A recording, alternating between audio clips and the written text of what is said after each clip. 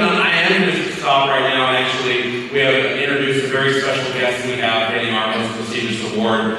And the person that's going to introduce this Congresswoman is none other than Jordan Davidson, who heads up our government affairs team. And I just can't say enough good things about Jordan. Many of you know how I met him when he was newly in recovery, and really disagreed with everything that we believe in, almost, it seemed like, on marijuana. But actually, and this is what we do at SAM and the Foundation, we change minds and hearts. That's what we do. That's what we're in the business of doing. And that's what we did one day with Jordan. So you can call it changing hearts, you can call it brainwashing. I wouldn't call it the latter. But the reality is having a calm, civil conversation with someone, and now he's just an incredible asset to us and our whole team. So I'm going to turn it over to Jordan to introduce really the heroine of the year, Representative Mary Miller, who's going to take those deadly Delta 8 products and those fake marijuana, which are costing hundreds of thousands of dollars.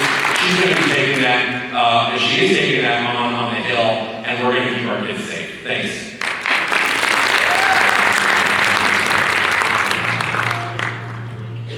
Thank you so much, Kevin.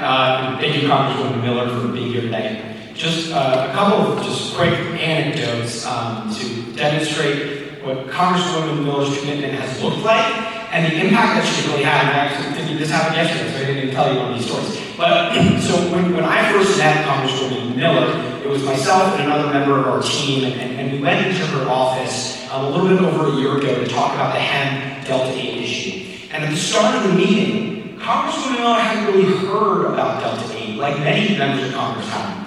And by the end of the meeting, she looked at us and said, "I will absolutely be your champion." Because that's just how dedicated the Congresswoman is to fighting against high-potency marijuana, to protecting our kids. She is one of the few members who actually stands up and does something about it. And so she introduced the Miller Amendment, as it's known on Capitol Hill now, to take intoxicating hemp products that are killing children off of the shelves and protecting the next generation. And finally, to demonstrate the impact, yesterday morning actually, I was meeting with the Senate Republican Agriculture Committee staff who handled the Delta 8 issue in the Farm Bill.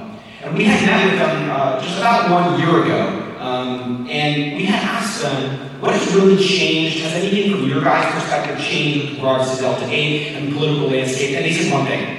They said, Mary Miller's amendment, that everyone on Capitol Hill knows about, that everyone's talking about, has absolutely changed the game. The fact that Congresswoman Miller got that amendment adopted into the House's version of the Farm Bill last year moved the ball entirely, and now we're in a different part of the conversation, and I think we can get this done this year. So that's all because of Congresswoman Mary Miller from Illinois right here, and thank you so much. So if you could share a few words, and then we'll present you with the Legislator of the Year award.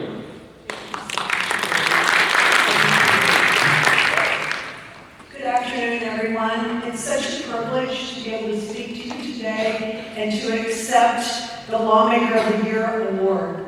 I'm especially honored to be here in a room of patriots who want to protect our children. And I can tell you as a legislator, I believe the first role of government is to protect its citizens, and especially our children and our youth.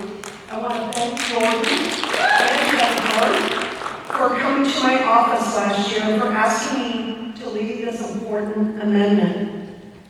The 2018 Farm Bill legalized hemp to help farmers and the agriculture industry, but inadvertently created a loophole for Delta 8 THC. As a mom and a grandma, I was horrified to learn that this allowed retailers to deceptively advertise THC-laced candies like gummy bears to children in prominent places like convenience stores. And as soon as I found out about it, I sent text pictures of the Wall Street article with a picture of the items hanging there right in the middle of Cheez-Its and gummy bears to my children, to warn our grandchildren, and to the people in our church so that they could become informed. Delta 8 THC is highly addictive, intoxicating, and psychoactive, much like its counterpart, Delta 9 THC, that is found in traditional marijuana. In fact, it sent hundreds of children to the hospital in the last 7 years. And Jeremy, I really want to commend you for redeeming that time of your life and turning it into good to protect and hopefully restore other people the way you are.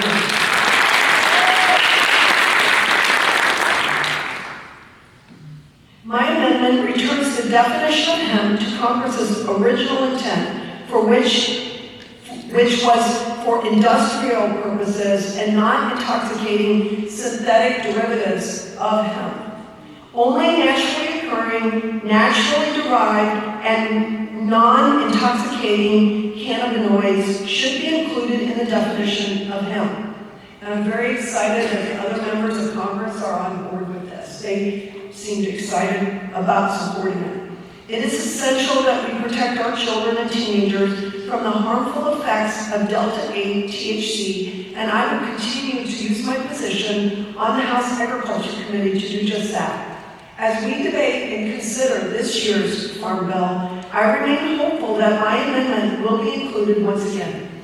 And again, thank you all for the work that each of you are doing to protect children, and may God continue to bless your efforts and heal you. May your memories, may your faith heal you, and the work that you're doing to help others, may it be a balm to that. I can't imagine the loss.